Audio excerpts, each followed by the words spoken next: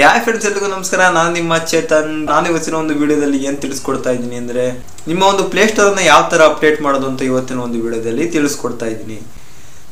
ನೀವು ನೋಡಿರ್ತೀರ, ವಾಟ್ಸಪ್ನ ಆಗಿರ್ಬೋದು, ಇನ್ಸ್ಟಾಗ್ರಾಮ್ ಆಗಿರ್ಬೋದು, ಫೇಸ್ಬುಕ್ ಆಗಿರ್ಬೋದು, ಅವಾಗ ಅಪ್ಡೇಟ್ ಮಾಡ್ತಾ ಇರ್ತೀರ. ಅಪ್ಡೇಟ್ ಬಂದೇ ಬರುತ್ತೆ. ಆದರೆ ಪ್ಲೇಸ್ಟೋರನ್ನು ಯಾವ ಥರ ಅಪ್ಡೇಟ್ ಮಾಡೋದು ಅಂತ ನಿಮಗೆ ಗೊತ್ತೇ ಇರಲ್ಲ.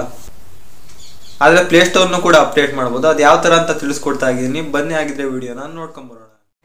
ಮೊದಲು ನೀವು ನಿಮ್ಮ ಪ್ಲೇಸ್ಟೋರ್ಗೆ ಹೋಗಬೇಕಾಗುತ್ತೆ. ಆನಂತರ ನಿಮ್ಮ ಡಿ ಪಿ ಮೇಲೆ ಕ್ಲಿಕ್ ಮಾಡ್ಕೊಳ್ಳಿ. ಲಾಸ್ಟ್ಗೆ ಸೆಟ್ಟಿಂಗ್ಸ್ ಅಂತ ಇರುತ್ತೆ, ಅದ್ರ ಮೇಲೆ ಕ್ಲಿಕ್ ಮಾಡ್ಕೊಳ್ಳಿ. ಆನಂತರ ಎಬೌಟ್ ಅಂತ ಇರುತ್ತೆ, ಅದರ ಮೇಲೆ ಕ್ಲಿಕ್ ಮಾಡ್ಕೊಳ್ಳಿ.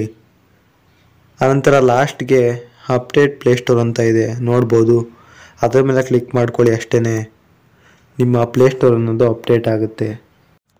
ಅವಾಗವಾಗ ನಿಮ್ಮ ಪ್ಲೇಸ್ಟೋರಲ್ಲೂ ಕೂಡ ವರ್ಷನ್ ಅನ್ನೋದು ಚೇಂಜ್ ಆಗ್ತಾ ಇರುತ್ತೆ. ಈ ವಿಡಿಯೋ ಇಷ್ಟ ಆಯಿತು ಅಂದರೆ ನಿಮಗೆ ಲೈಕ್ ಮಾಡಿ ಹಾಗೂ ನಮ್ಮ ಚಾನಲ್ಗೆ ಸಬ್ಸ್ಕ್ರೈಬ್ ಮಾಡ್ಕೊಳ್ಳಿ. ನೋಡಿದ್ರಲ್ಲ ಫ್ರೆಂಡ್ಸ್, ನಿಮ್ಮ ಪ್ಲೇಸ್ಟೋರನ್ನು ಯಾವ ಥರ ಅಪ್ಡೇಟ್ ಮಾಡೋದು ಅಂತ ತಿಳಿಸ್ಕೊಟ್ಟಿದ್ದೀನಿ. ಆಗಿದ್ರೆ ಸಿಗೋಣ, ಇದೇ ರೀತಿ ವಿಡಿಯೋನ ಮಾಡ್ತಾ ಇರ್ತೀನಿ.